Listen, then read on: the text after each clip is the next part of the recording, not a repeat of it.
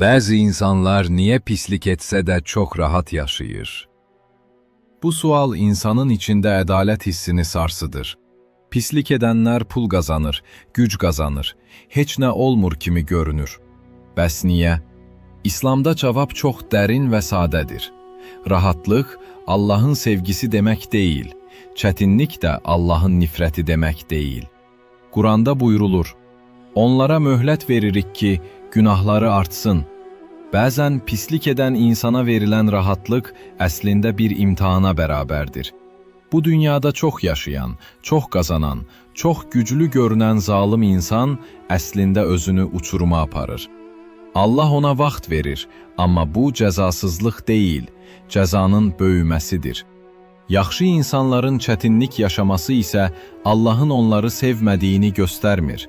Əksinə, Allah sevdiyi bəndənin imtihanını artırır ki, dərəcəsi yüksəlsin.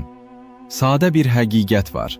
Bu dünya nəticə yeri deyil, nəticə axirətdədir. Pislik edən rahat görünə bilər, amma rahatlıq əbədi deyil.